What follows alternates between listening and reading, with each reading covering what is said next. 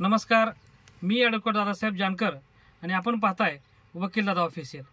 तर वकील दादा ऑफिशियल आणि ॲडव्होकेट दादासाहेब सुभाष जानकर या फेसबुक पेजच्या माध्यमातून आम्ही समाजातील सर्व स्तरांपर्यंतच्या लोकांपर्यंत जी कायद्याची प्राथमिक आणि जुजबी स्वरूपाची माहिती आहे ती माहिती देण्याचा प्रामाणिक प्रयत्न आम्ही त्या ठिकाणी वेळोवेळी करत असतो आणि त्याच अनुषंगाने कायदेविषयक माहिती देणारे अनेक वेगवेगळे व्हिडिओ त्या ठिकाणी आम्ही करत असतो आणि त्या व्हिडिओच्या माध्यमातून कायदेविषयक जनजागृती करण्याचा एक प्रामाणिक प्रयत्न आम्ही करत असतो आणि त्याच पद्धतीने किंवा त्याच विषयाला धरून आम्ही आज एक नवीन व्हिडिओ घेऊन आपल्यासमोर आलेले आहोत।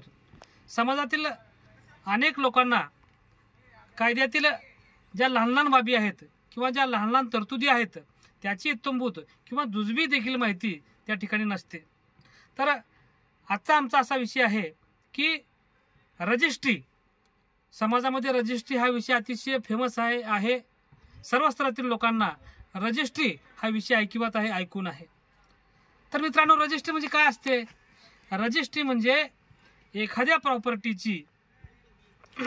प्रॉपर्टीचं केलेलं जे काही हस्तांतरण आहे त्या हस्तांतरणाची नोंद ही सरकार दरबारी म्हणजे दुय्यम निबंधक कार्यालयामध्ये नोंदणी केली जाते।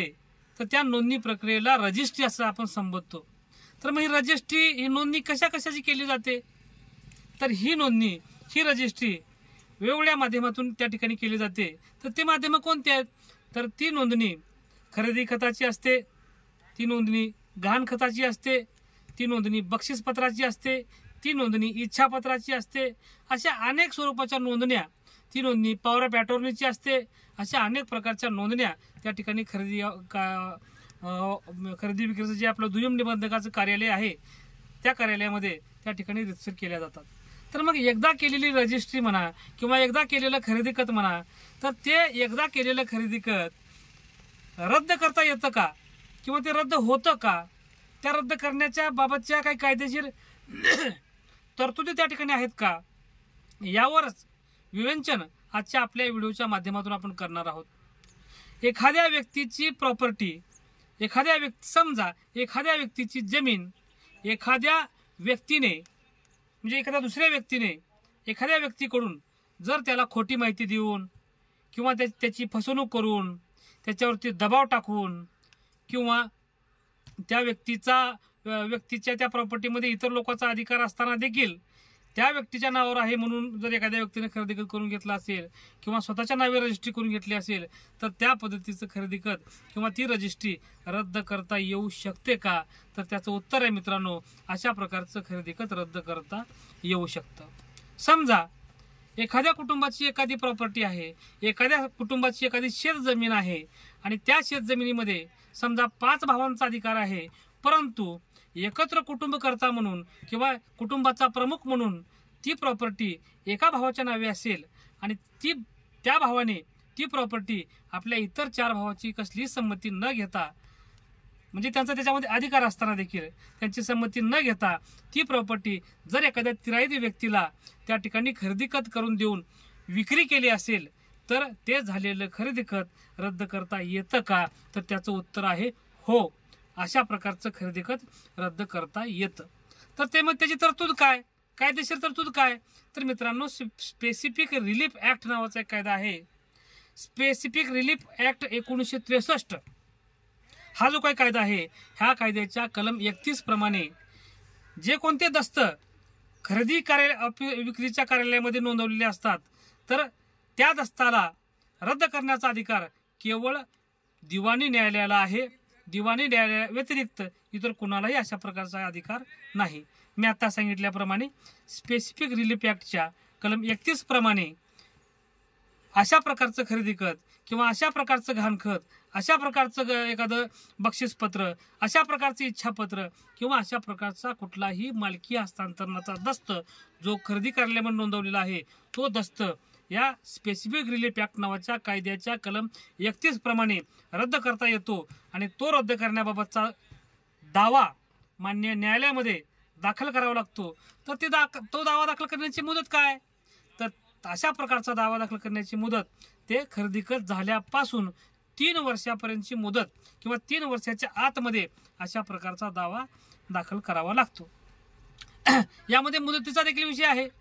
अनेक न्यायालयाचे असे निवाडे आहेत की खरेदी खत झालंय, परंतु खरेदी खत झाल्यानंतर काही दिवसांनी त्या व्यक्तीला त्याबाबतची माहिती मिळाली की खरेदी खत झालेलं आहे. तर काही असे निवाडे आहेत की माहिती झाल्यापासून 3 वर्षाचा कालावधी पकडावा किंवा खरेदी खत झाल्यापासूनचा 3 वर्षाचा कालावधी पकडावा. आणि जर ह्या 3 वर्षाच्या मुदतीमध्ये त्या ठिकाणी हे खरेदी खत रद्द करण्याचा किंवा रद्द करण्याबाबतचा दावा दाखल करण्याचा अधिकार त्या विक्री करणाऱ्या किंवा त्या प्रॉपर्टीमध्ये अधिकार असणाऱ्या व्यक्तीला असतो.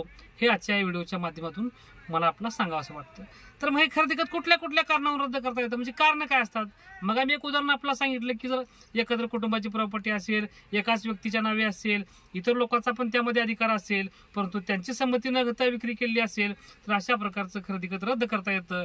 मग आणखीन दुसरी कोणती कारणं आहेत की त्या कारणावरून अशा प्रकारचं खरेदी खत रद्द करता येतं. तर ते कारण असे आहेत की नॉन पेमेंट ऑफ कन्सिडरेशन. म्हणजेच एखाद्या, आता आपण समाजामध्ये अशा अनेक उदाहरणं पाहतो की खरेदी खत होत असताना काही रक्कम दिली जाते, नंतर आम्ही रक्कम काही देऊ म्हणून अशी बोल त्या खरेदी खतामध्ये केली जाते, परंतु ती रक्कम दिली जात नाही. तर अशी रक्कम दिली गेलेली नसेल तर अशा प्रकरणामध्ये देखील ते खरेदी खत रद्द करण्याचं कारण होतं.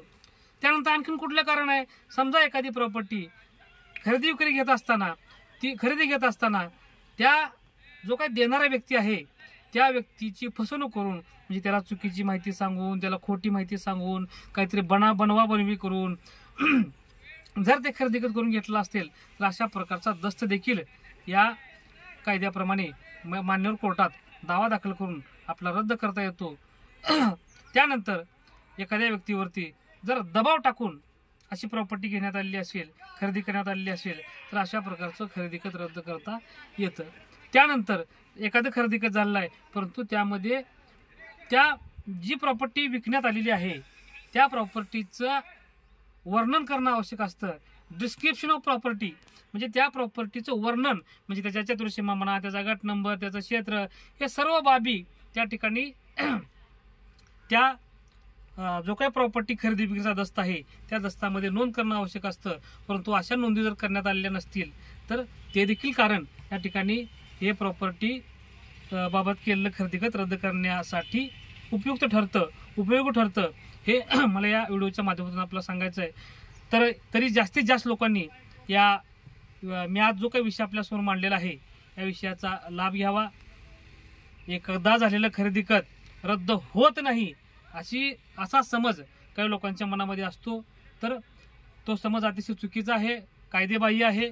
कायद्याप्रमाणे व्यक्तींना असा अधिकार आहे की झालेलं खरेदी खत जर चुकीच्या पद्धतीने करण्यात आलेलं असेल, बोगस करण्यात आलेलं असेल किंवा त्याच्यामध्ये इतर लोकांचा अधिकार असेल तर असं खरेदी खत रद्द करता येतं. त्याबाबतची तरतूद कायद्यामध्ये आहे. एवढंच आजच्या व्हिडिओच्या माध्यमातून मला आपल्याला सांगायचं होतं आणि ते मी आपल्याला अगदी थोडक्यामध्ये माझ्या तोडक्या भाषेमध्ये आपल्याला सांगितलेलं आहे. तरी आपण सर्वांना माझा आजचा हा व्हिडिओ नक्कीच आवडला असेल तर आपण सर्वांनी माझ्या व्हिडिओला लाईक करावं, शेअर करावं. माझं यूट्यूबवरती वकील दादा ऑफिशियल हे यूट्यूब चॅनल आहे, त्या चॅनलला सबस्क्राईब करावं आणि माझ्या फेसबुकच्या ॲडव्होकेट दादासाहेब सुभाष जानकर या फेसबुक पेजला देखील आपण नक्की फॉलो करावं. एवढीच विनंती या आजच्या व्हिडिओच्या माध्यमातून मी आपणा सर्वांना करतो आणि आपणा सर्वांची रजा घेतो. परत एकदा भेटूया आपण नवीन विषय घेऊन, नवीन व्हिडिओ घेऊन. तूर्त आपणा सर्वांची रजा घेतो. धन्यवाद.